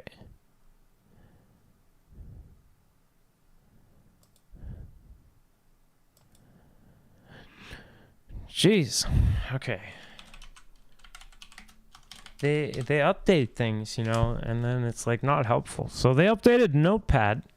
I don't know if you guys know that on the computer. They updated this Notepad app. And now you can have all these tabs open in Notepad, which nobody needs. No, I just need Notepad to function like normal Notepad. Anyway, so go on Instagram and look at this guy, David Gray. He's a physiotherapist, and he's got great suggestions, but also really good just information, so you understand what it is that you're looking for. And then once Instagram knows you're watching David Gray, you get suggestions for all kinds of different physiotherapy stuff. But what you're looking for is not just control over the shoulders. It's about mobility of the scapula and the rib cage together, and the hips. But the hips are going to be, and the pelvis is relatively easy to learn how to control. But the rib cage is insanely difficult to learn how to control. So I don't want to tell you to go and work with your shoulders, because you may wind up like you're trying to get your shoulders involved, for instance, and it's it seems like they don't do anything, nothing happens. And it's because the rib cage isn't really being shaped in a way that makes that do anything. David Gray shows some cool footage of Conor McGregor, and he shows you Conor McGregor's spinal flexion combined with scapula mobility, and that's I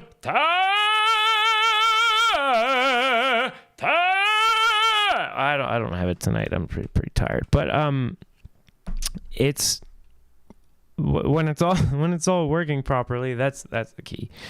When things aren't working properly, just use edge. That's the.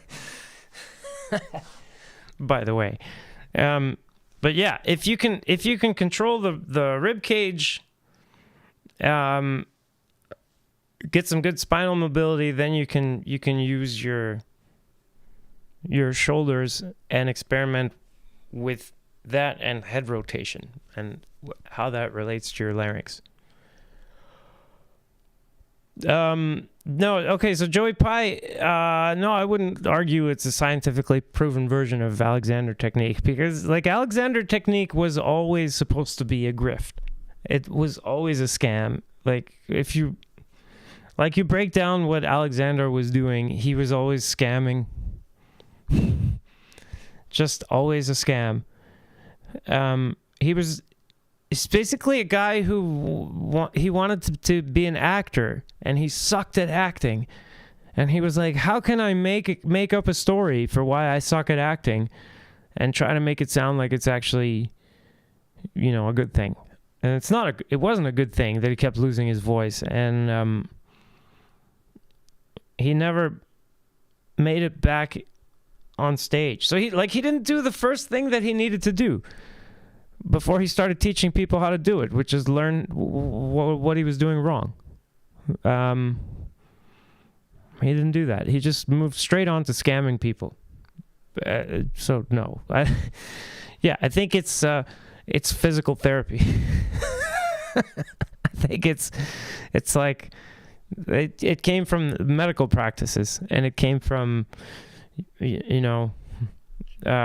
post operation and stuff, people needing ways to recover from surgery, and they studied that. They looked at like, well, how do you recover from injuries, etc., and then that just happens to be a really good way to learn about how things function, basically, because their main goal is to restore normal function.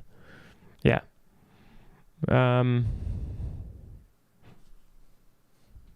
Let's hear it. Maybe we can hear it soon.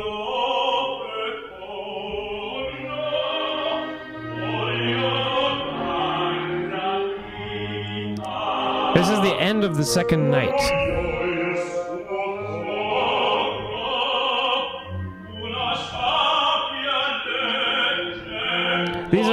These are more in the overdrive direction, I think. These, where you have this, and there was a question earlier about the vowel from Adrian. So Adrian, Italians got e and e and all this stuff. But if you listen to Italians speaking in edge and overdrive, they don't have this. Because in edge and overdrive, it's going to be the pitch, the pitch level, and the mode and the density. Well, just the mode and the pitch level are going to be determining what vowels are available to you. So what I suggest is go to like a football match and listen to the vowels that Italians use to express e and e when they're being loud. And it's not it's not diction coach Italian. And yeah, I very much disagree with this move towards trying to get everyone to have this kind of perfect standard Italian with all your proper open O's and closed O's and E's and E's and first of all, Italians don't talk that way in real life, unless they only speak in neutral. And some Italians do only speak in neutral, and then they are speaking exactly like it's, you know, like it's supposed to be. But if they're at a football match being loud, you know, they do the same thing everyone else does, which is you make the closest sound to that vowel that's gonna work with the vocalization that you're doing. So yeah,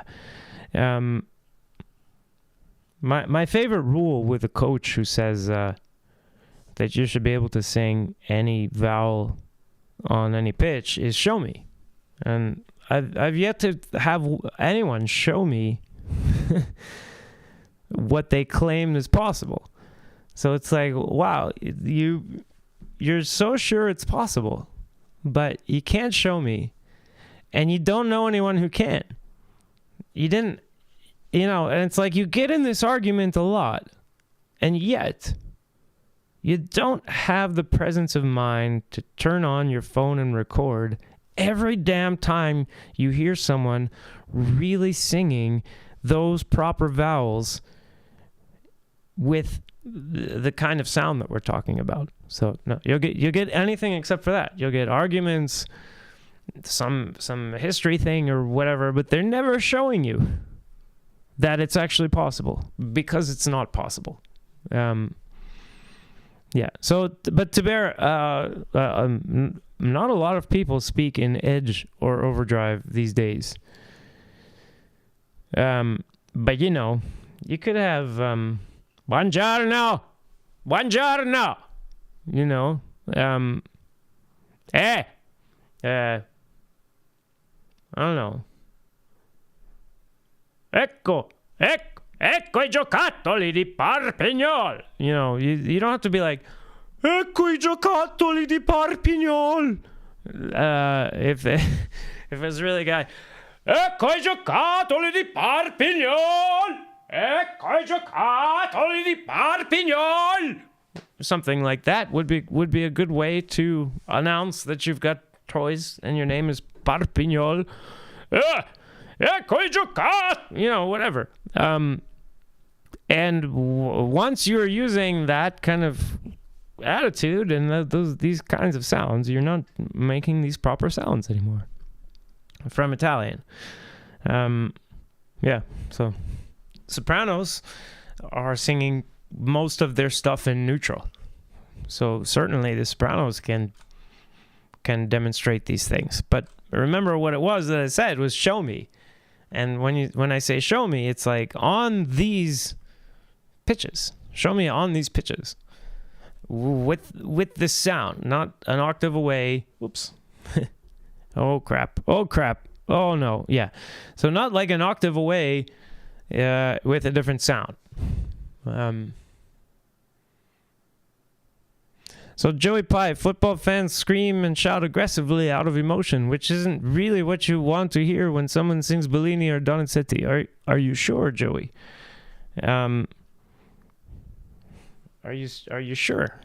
Let's see.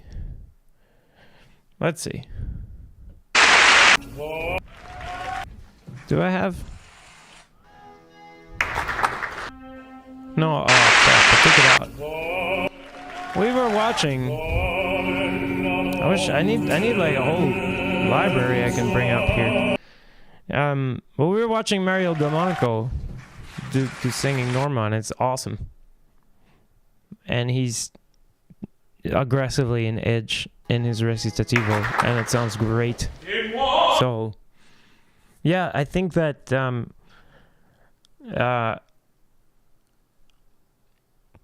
using edge and overdrive and using aggressive vocal modes is a long way from what football fans are doing. It might be the same vocal modes, yes, you know, but ballet dancers sometimes run on the stage, and their running is still perambulation, just like running is in a football match. Perambulation, So yeah, despite the one being sport and the other being art, that's not that's not how you separate the categories. I wouldn't say, and I would also say if you're not comfortable with the disconnect you're gonna experience between, let's say you're singing a love duet and you want to use edge. I mean, you better get used to the fact that, well, it's not a fact, but I would say get used to the idea that you can't always sound sweet. That sometimes you're going to be using this nasty ass sound, and it's going to be refined into a love duet. So Joey, overdrive has yelling. A lot of yelling is in overdrive, and if we're using that on the opera stage, which can sound pretty good. Let's see. I had an overdrive in here. I'm getting like afraid to play it. Adrian's gonna criticize me. Let's see. Yeah. Okay. So this I think was an overdrive B flat.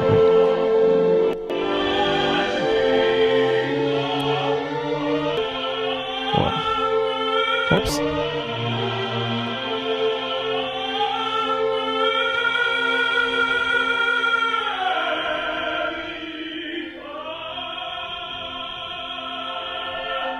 That was the overdrive thing, I think. And it doesn't have the yell coupling. It doesn't have the yell. It doesn't have the yell chord, the F1 H2 coupling. And maybe like Complete Vocal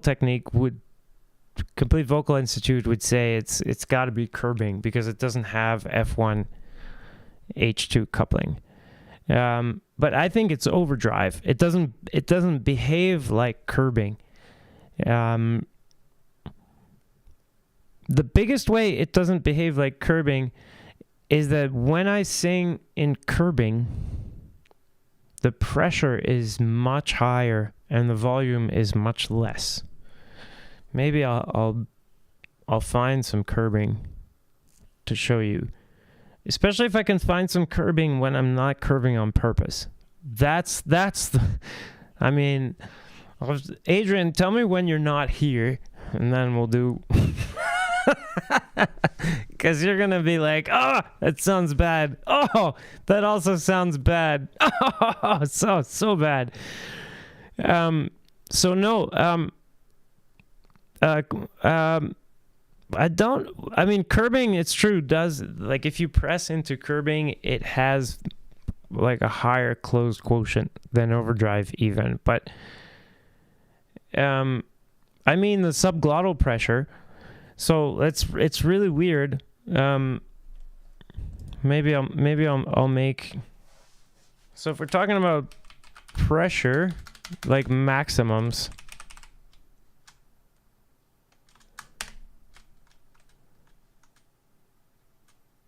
oh, I don't know. Adrian, I don't know what happened there. I'm sorry. Why? Nightbot, just come on, Nightbot. What are you doing? How do I change that? I didn't mean that, Adrian. Sorry. This is an automatic thing. Oh God, I'm sorry. I'll go fix that later. Sorry, Adrian. It's like it's supposed to be this auto thing. What was I talking about? Yeah, subglottal pressure. I'm gonna write this in my thing. So I would say neutral is gonna have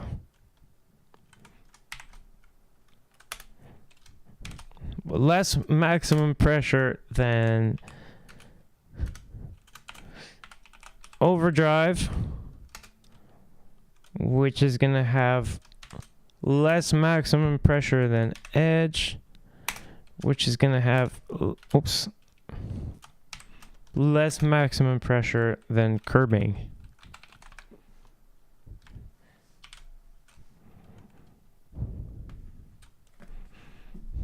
So these are supposed to be less than signs. I don't know. I hope this makes sense. Maybe we'll take this away.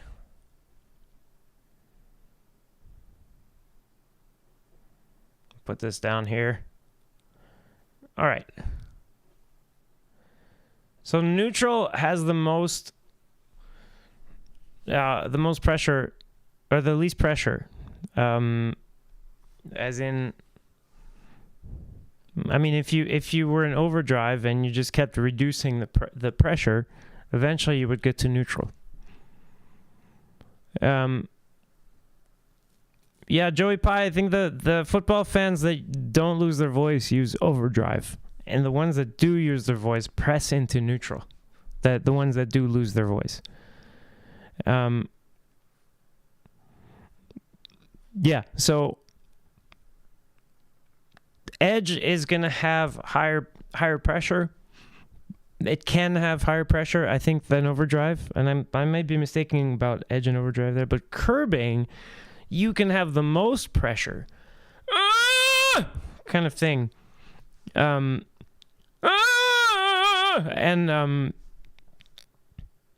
That's really, really tough on the body. I mean, it's really hard to get the sound out. And it reduces the density, but it can be an extremely muscular coordination from the body.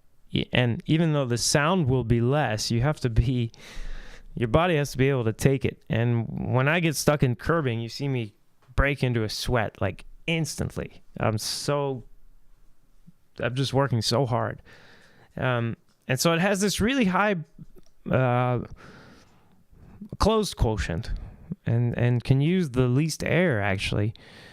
But because it doesn't make as much sound, it's often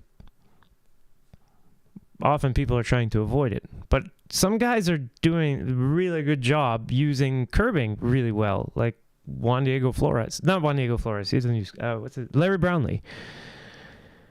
He uses a lot of like reduced density edge and curbing, and sounds awesome. And he's just skilled at managing that. Yeah. So, and if we look at volume, it's not. Well, let's do it this way.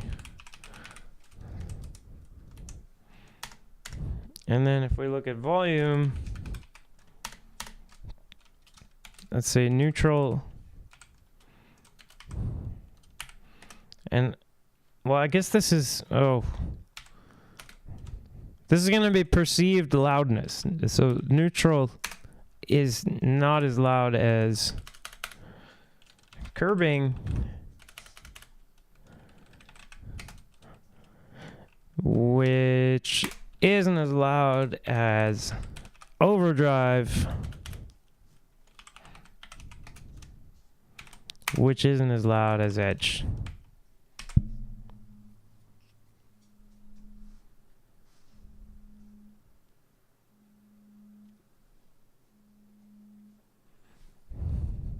So I hope that makes sense. So they don't line up the same way in pressure as they do in volume, even though neutral occupies that bottom position. You know, and even though our metallic modes have more pressure than neutral, probably. I mean, and there's some overlap, so you can really press into neutral. And maybe you can even press into neutral more than some of the other modes, right? But you can do very quiet, you can do very low pressure neutral, and you can't do very low pressure overdrive. But yeah, Joey Pie, I agree. He sounds awesome. So and then that also, by the way, is why I think what I do is better to answer. And I guess we'll finish here. I guess we should play this first. Wait. Oh, it's not playing. Yeah. Dovrebbe un cantante servirsi della voce di petto? No. So basically he was the guy we were watching was on the side of Stefan Zucker on this. So not using voce di petto, etc. That's stretching the vocal folds. It's encouraging as much tilt as possible. But yeah, and to answer your question, Joey, or not to agree with your comment, Lawrence Brownlee sounds great. And I think, one second, guys. We've got some restless animals in the room. So I guess we're gonna sign off here. But what makes Larry Brownlee sound good is not that he uses this mode or that mode or more density or less density or this sound color or that sound color, or because he's singing healthy or because he's singing unhealthy. The reason Larry Brownlee sounds good is because he's singing the way he wants to sing. And nothing sounds better than agreeing with your own sound. There's just nothing better. And that's also what people came to see. People came to see artists when they come to the opera. If they came to see you sing, they came to see an artist. And I guess, like, what... Let's bring up this guy again. What makes me really mad about the guy that we were watching, can't remember his name. This voice teacher, the Instagram voice teacher we're watching today. What makes me mad about what he does is that he's taking away your ability to decide as an artist what kind of sound you want. If you're like, it's like you're taken out of the loop of making decisions. And when he answered me as one guy who's making the decisions for people, talking to another guy who's making the decisions for people. He assumed that when I mentioned keeping the vocal folds short and resisting the stretch of the vocal folds as you raise the pitch, that I meant that's what you should do. Because in his way of thinking, in his system, in his real system, not the singing tips we hear about, but the real underlying system that I don't think vocal teachers tell you about. In that system, you don't get a say. You're not making artistic choices about what kind of sound you make. That's someone else's decision. It's a conductor, it's a vocal coach, it's this whole cast of characters. It's your voice teacher, something like that. And so when he's talking to me about what's the good way and a bad way to do things, it's like he's inviting me to make decisions for you. And then what we're fighting over is like who are we making like who's our properties? Which ones are my students and which ones are his students, right? But which one of these are artists who are like, yeah, the teachers, they taught me all about the different kinds of paints and the different kinds of brushes and strokes. They taught me about lighting, and they made me copy examples of the great masters. And so I learned my craft. And over time, I started to feel an urge to express my own preferences, to tell stories using light that I experienced or that I saw or that I imagined. And I became an artist that way. But where is the parallel for singers who go to university to learn classical singing? Where are the colors? Where are the vocal modes? Where is even more than one way to change the pitch? And welcome, Veronika Leśniewska. You remind me of someone I love very much, because you are someone I love very much. Kocham cię bardzo. Yes, guys, that's Veronika, my future wife. So, yes. But yeah, she's also reminding me that it's late. So we're gonna let's pick this up tomorrow. Maybe let's make this the theme for the next Mr. Opera. We'll talk about, I don't know. How about conformism and non-conformism, or conformity and the opera scene, or conformity and classical singing. I don't know. Why don't you guys send me an email at oops. What the hell happened? That was the dog pushing things. So send me an email at therealmropera@gmail.com. And give me your non-conformity topics and videos. So maybe you got some videos you want to watch related to sounding like everyone else or something, or I guess I'm gonna have to watch some of these terrible videos on finding your natural sound, which always winds up being what some guy said was the right way to sing.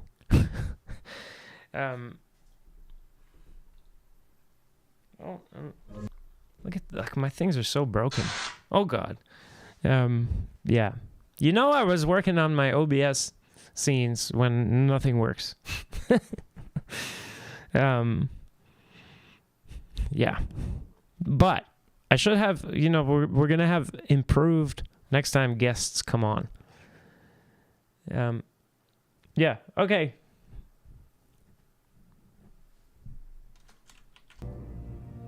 It's a fake. Yes, I need to play all my things. All right, have a good night, guys. The tongue affects your singing a lot. Suddenly everybody is talking about the tongue. Where exactly should you place your tongue when you're singing? I always say that your tongue should be placed in a very natural position. And is there an ideal tongue position that if you were to use it, you'll become a better singer? If the color of your voice is attached to the position of your tongue, so if you manipulate your color with the tongue, you are creating a fake color. It's a fake. A dark that doesn't really exist. I created it, and it's real. You are creating a fake color. It's a fake. Actually, if you saw that my tongue is not in a tense state, it's actually in a very relaxed state. In fact, it's pulling even farther away. Larynx and pharynx open. Gola aperta. Words of Giacomo Lauri Volpi. Open throat technique. Arturo Melocchi used to say, tenga la lingua avanti. Keep your tongue forwards. Okay? You can hear it here. Tenga la lingua avanti. Tenga la lingua avanti. And also because we are singing with a high position tongue, the sound that comes out of your air pipe gets reflected on your hard palate on the top and goes directly out. It should be natural. I always say that your tongue should be placed in a very natural position. The important thing is to keep your larynx and pharynx open. If your tongue is in a low position, the tongue itself will partly be in your throat, in the back of your throat. I use my tongue so that I can maintain good open throat technique. Tongue rocks straight back. Here's where the tongue does not go up, but the tongue retracts back. And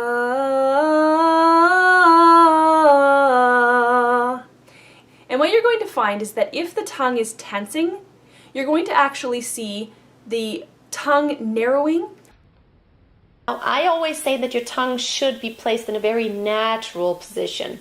You're tearing me apart! What? You say one thing, he says another, and everybody changes back again!